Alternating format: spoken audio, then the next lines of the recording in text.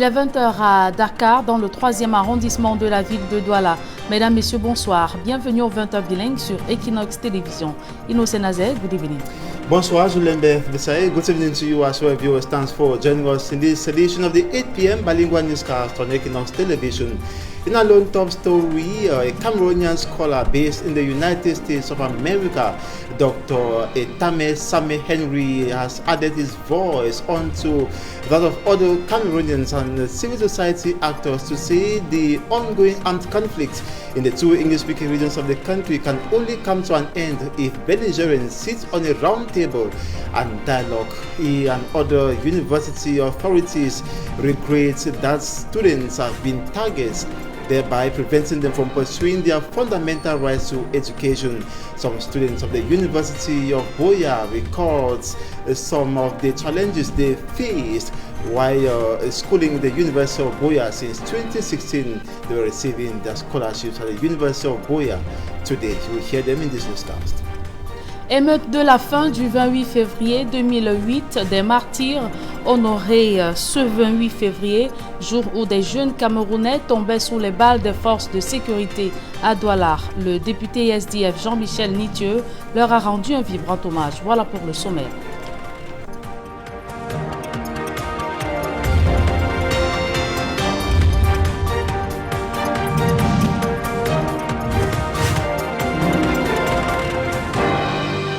Une fois de plus, bonsoir à tous, mesdames et messieurs. Merci de nous recevoir chez vous. 28 février 2008, 28 février 2021, cela fait 13 ans que des jeunes Camerounais tombaient sous les balles des forces de sécurité au rond-point Dakar, ici à Douala, déclarés martyrs pour avoir marché pour la revendication d'une amélioration des conditions de vie des Camerounais en proie à la vie chère.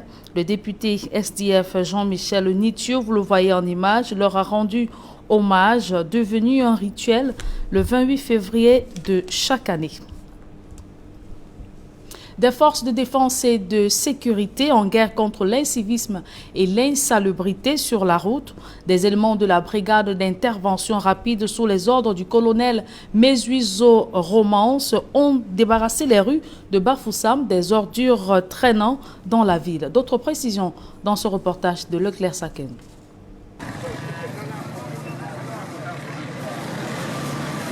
C'est une opération de char que mène la brigade d'intervention rapide dans les rues de la capitale régionale de l'Ouest, où de nombreux concitoyens continuent de s'illustrer par un incivisme criard, déversant déchets et autres impuretés ça et là dans la nature. Le principal objectif, c'est quoi? C'est déjà apporter notre pierre, contribuer à l'embellissement de la ville de Bafoussam. Vous voyez, la ville a été bitumée un peu partout. Et on se dit que qu'est-ce que le militaire peut apporter à la mairie de Bafoussam? On se dit que c'est participer à l'entretien de l'environnement avec cette campagne d'hygiène et salubrité et que vous venez de vivre. Notre objectif, c'est également d'éduquer la population, l'amener également à participer à la protection de cet environnement. Dans les rues de la ville de Bafoussam, les éléments de ce corps d'élite, peu connus du grand public, s'adonnent à une sorte de sensibilisation, prêchant par l'exemple dans une action concitoyenne qui a permis de débarrasser les points sensibles de la ville de ces immondices, à l'instar de la gare routière principale, l'Ars Camille, entre autres, avec pour point de chute la communauté urbaine. La brigade d'intervention rapide fait partie des unités de combat de l'armée camerounaise, composée du bataillon des troupes aéroportées, du bataillon spécial amphibie et du bataillon de la Renaissance blindée. La région de l'Est Cameroun tient ses 400 futurs commandos du bataillon d'intervention rapide. Ils ont été les plus téméraires à braver les différentes épreuves physiques sur les 2200 candidats au départ de ce recrutement. Benjamin Sam. Ils étaient 2200 candidats au départ pour ce recrutement des jeunes de l'Est au profit du bataillon d'intervention rapide l'Obir. Après identification et autres visites sommaires, seuls 1116 jeunes ont été retenus pour la suite du processus de recrutement. Ici, au camp du 2e BIR de l'État, situé à 50 km de Bertois, sur l'axe Bertois-Garoua-Boulaye, les candidats retenus vont suivre des activités physiques intenses. La course d'endurance sur un linéaire de 20 km avec une charge de 20 kg sur les épaules. À la traversée des villages Ndembo ou Grand Boulaye, les populations riveraines sont massivement sorties pour encourager ces jeunes. Le long du parcours aussi, quelques bouteilles d'eau pour se désaltérer. Déjà, le premier à l'arrivée de cette étape est ovationné et habillé par le gouverneur Grégoire Mvongo. Satisfait de ce que j'ai vu. D'abord, il y a eu beaucoup de candidats. La région de l'Est a présenté beaucoup de candidats, un peu plus de 1000 d'ailleurs. Deuxièmement, l'engouement populaire. Vous avez vu comme moi, dans les villages, les gens étaient en bordure de la route pour voir un peu comment ces jeunes étaient en train de compétir. Voilà, pour faire partie de l'unité d'élite de notre armée qu'on appelle le BIR. 400 sélectionnés, pas plus pour la suite du processus, une chance pour ce bon dernier. De quoi savourer le challenge, même si ce n'est pas encore la fin des épreuves. Bon, pour continuer, c'est d'avoir espoir et travailler plus fort. Parce que c'est le travail qui compte. Parce que si je lâche ici, ça va aussi cuire dans moi.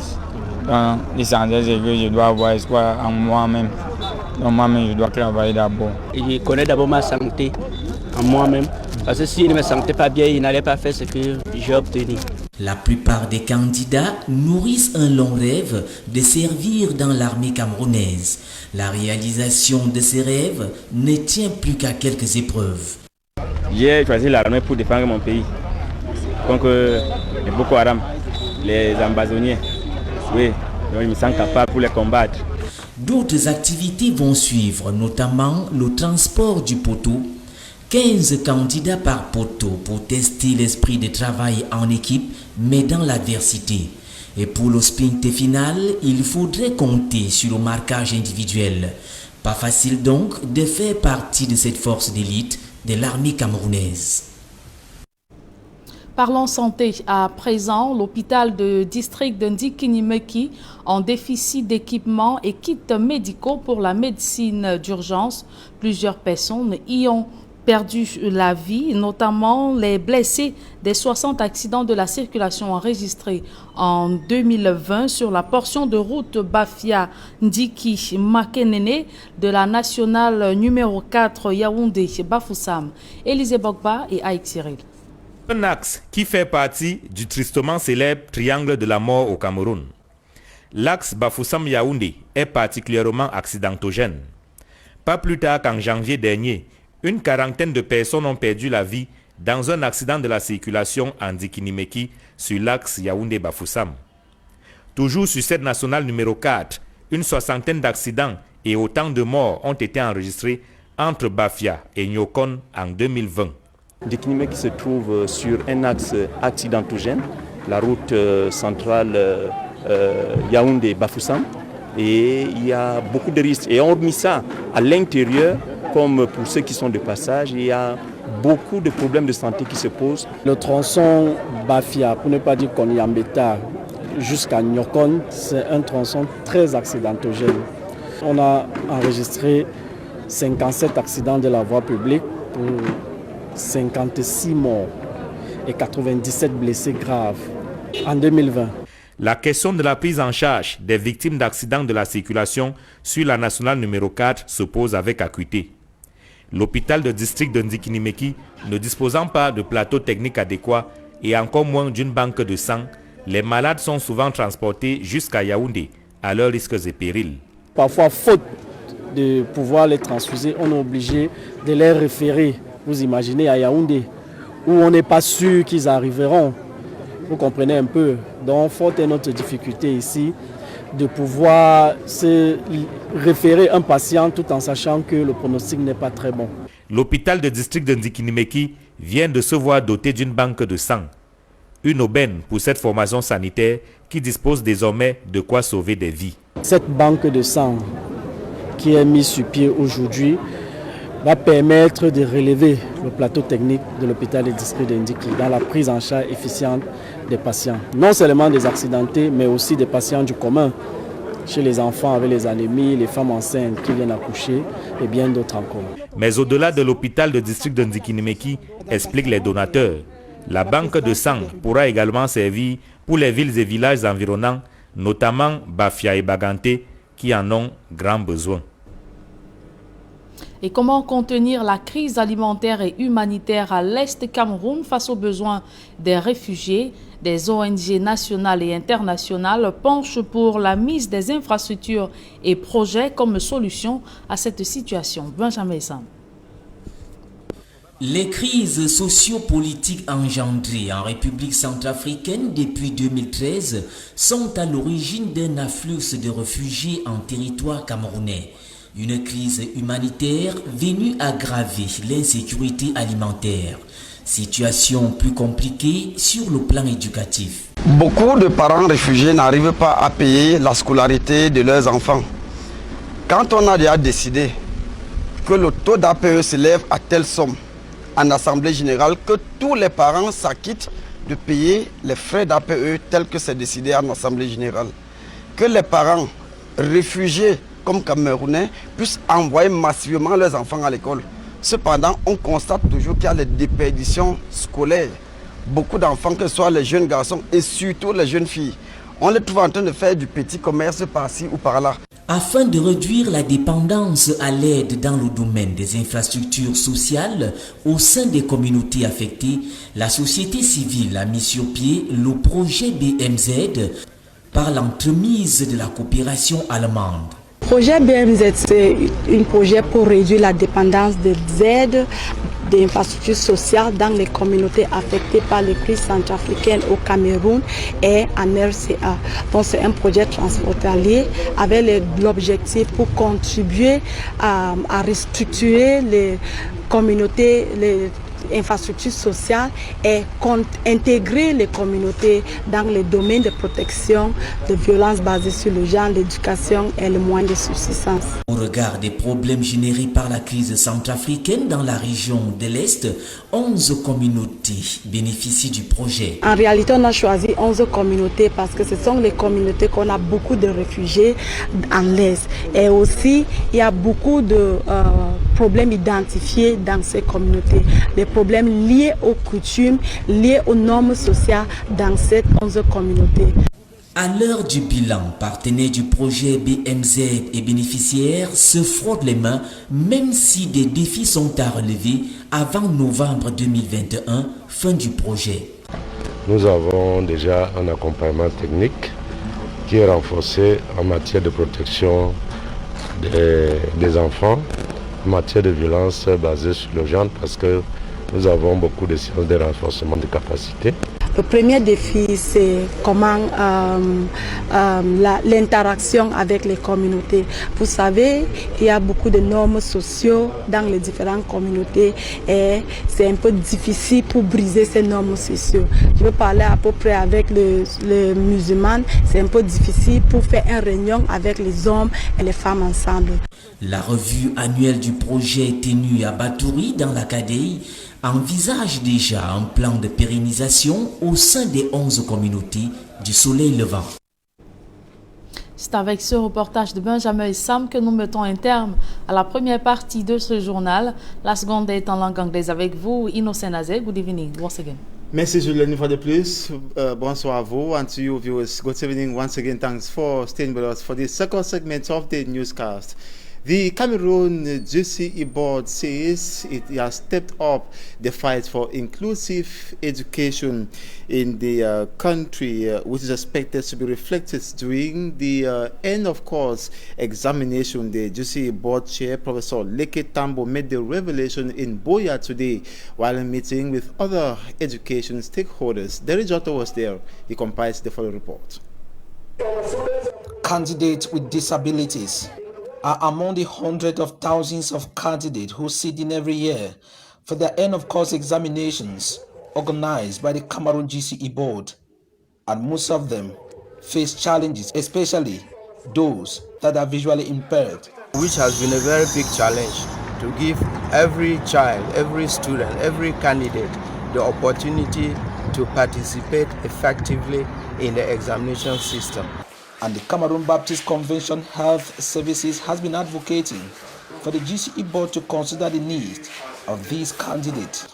After donating equipment to facilitate brailing of exams in 2012, 9 years after, the Cameroon Baptist Convention Health Services, headed by its director, Professor T. Pius, is here again at the GCE board for the formalization of this memorandum of understanding.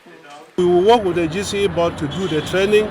We will work with them to ensure that more assistive equipment are available in most schools. And Professor Leke Tambo, the board chair on behalf of the GCE board, thanked the CBC for facing in the same direction with the GCE board for inclusive education.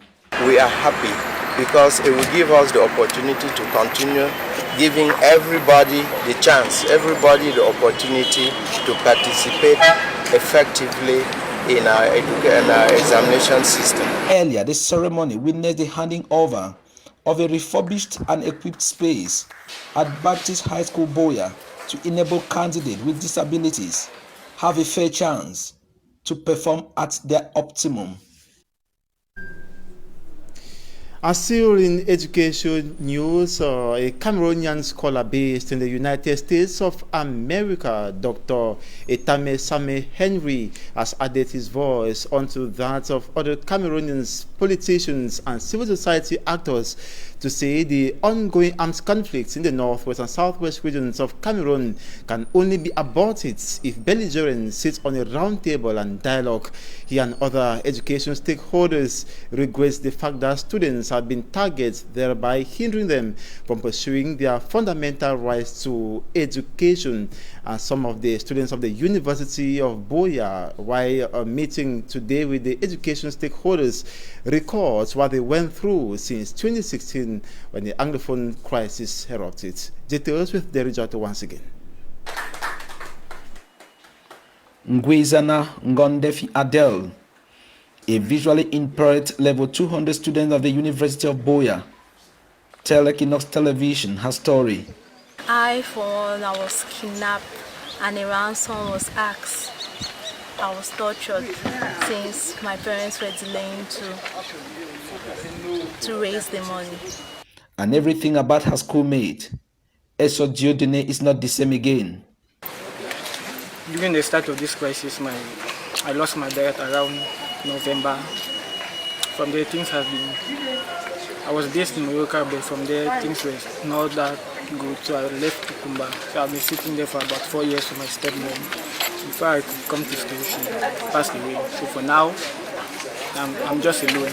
Everyone here has a story. Some have lost both parents to the war in the Anglophone regions.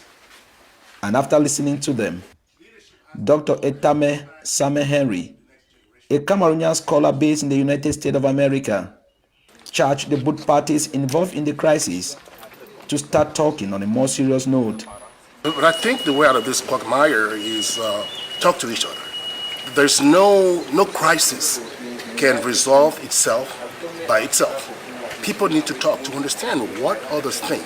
Selected by the authorities of the University of Boya, these students, victims of the war in the Anglophone regions, are today recipient of a scholarship from the Bamileke Association based in the USA. This is to enable them to meet up with some of their school needs. With this, we are extending our hand of compassion to you as well. A compassionate hand that tells you that you are not alone.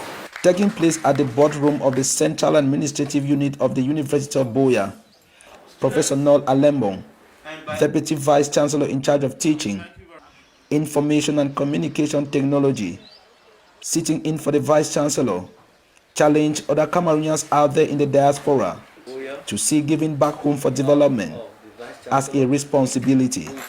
We are really happy to have our compatriots from the diaspora who have come to give us a hand in the training of our children. by offering them some scholarships. So our prayer is that everyone should be on board. Whether you are in Cameroon or in the diaspora, we should all be on board as far as the development of our country is concerned. The educational sector is one of the most hit sectors by the war in the Anglophone regions since 2016. On to health news. The government of Cameroon continues relying on its partners for help in order to vanquish the COVID-19 pandemic that continues to claim thousands of lives, or that continues to infect thousands of lives and killing hundreds. That is, the United Nations Development Program is enabling the governments by pumping in material and financial support in order to better the Cameroon health system, qualified by some observers as limping. The Minister of Public Health, Manauda Malachi, yesterday received some medical supplies from the United Nations Development Program here in the nation's economic capital, Douala. It was attended by Immaculate Fogwe. She came back with this report. Cameroon's health system and response to the coronavirus pandemic suffers setbacks ranging from infrastructure to equipment deficiency. Her partners, including the United Nations Development Program, are lending a helping hand in a $27,440,000 agreement signed between the Islamic Development Bank and the Cameroon government. The purpose is to enhance immediate response to COVID-19 through the provision of vital medical and non-medical equipment, including these ambulances. 10 ambulances of what we call category B, which are 4x4 vehicles that can reach remote areas to provide emergency support to the population in the framework of the fight against COVID-19. This is a funding from the government of Cameroon through the Islamic Development Bank, for which UNDP has acted as the implementing partner to support the government strengthen the health system. It's just a wonderful cooperation because it's the financing of the government of Cameroon through the BID, I think. So our friends here, Mr. Jean-Luc, do diligence to acquire this ambulance for the reinforcement of our system, of health system in Cameroon. The Islamic Development Bank and the United Nations Development Program (UNDP) as executing agencies financed these ambulances and other medical equipment worth $13.8 million. Public Health Minister Manauda Malachi adds that the reinforcement of the health system will go a long way to enhance Cameroon's capacity to better deal with possible outbreaks of epidemics and pandemics. Talking about recruitment of young Cameroonians into the Rapid Intervention Battalion in the East region, 400 candidates of the initial 2,200 have been retained for other trainings after identification and other tests eliminated 1,800 at the B camp. The retained candidates proceeded with intense physical training, including race with 20 kilometers to be covered, or that was covered with a load of 20 kilograms on each candidate's shoulder. While passing through Ndembo to Grand Bulai, the locals cheered them up with encouraging words. First arrival was distinguished with the T-shirts by the governor of the East region, Gregoire Mvongo. Most of those who arrived last or late say they are not discouraged by the results and would rather put in more efforts to move on with other challenging physical activities. They also transport long wooden poles, 15 candidates per pole. And the candidates say their desire entering into the bill is to face the enemies of the fatherland, conquer them, and protect Cameroon's territorial integrity. And the 26th edition of the Mount Cameroon Race of Hope took place in Boya, Southwest region yesterday, and the 24-year-old Ali Muhammadu from the Northwest region was winner of this year's Mount Cameroon Race of Hope that took place. That was yesterday, just like I indicated. That's in the senior male category, and going home with the sum of 10 million francs CFA. Ali appreciates himself as an impressive athlete who deserves the prize for covering the 54 kilometers in 4 hours 31 minutes. It should as well be noted that 500 athletes from Cameroon and other 9 countries participated in the senior, junior and veteran categories. Meantime, let's now have an excerpt of Ali Muhammadu, who was speaking after coming first. Well,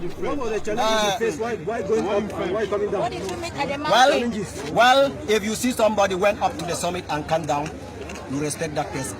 That is the first thing that I would say. Because to live from here and run 42 kilometers backwards, it is not order than to say you are a good athlete. A word in French, a word in French. A word in French. And for the senior female category, it was Kitan Midren Tumeko who came first. And the second was last year's winner, Tata Karin, with the third being a Kenyan, Agnes Jebkugye. And we equally continue talking about the Mount Cameroon Race of Hope, and the president of the Cameroon Athletic Federation says it was a successful event and that the Mount Cameroon Race of Hope is becoming very popular in recent years. Take a listen to him in the following excerpt. All over the place. This event is becoming more and more popular as the days go by. Where we are, I just want to thank the population of Boya, the population of the Fako Division and the Southwest region. If we are succeeding today, it's because the governor who is chairperson of the local organizing committee, had done his job to prepare the terrain for the athletes and the national organizing committee to come and just dot the I's and cross the T's. I think that's what has been done. I will say a big thank you to him. I won't pretend to say that the media has been a veritable partner to the Athletics Federation. The widest publicity of this event has kept us where we are. So where I stand, I know we are all victorious. I will congratulate you and hope that in the days to come, let us get into greater partnership than just making noise. We want to find out the hundreds of pilots who are participation of the race. How many would we had 4 cases. We have 4 cases, and I told them that it's not a crime. You're listening there to Motombi Mbome, the president of the Cameroon Athletic Federation, speaking there after end of the 26th edition of the Mount Cameroon Race of Hope. He was saying the event is becoming popular and it was all successful in the Southwest region despite odds surrounding the event. And that's ending this edition of the 8 p.m. Bilingual newscast on Equinoxe Television. Thanks so much for watching. Stay put for programs on Equinoxe Television. Bonne soirée. Merci. Je vous souhaite également une agréable soirée.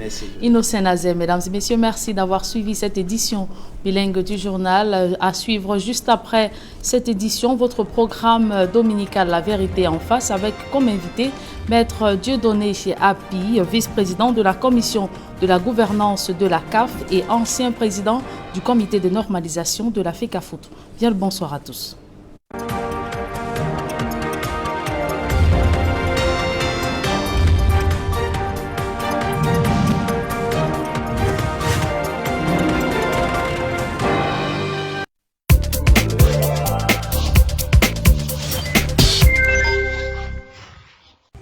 Hey les amis, est-ce que vous savez même que chez Canal+, c'est le genre partout?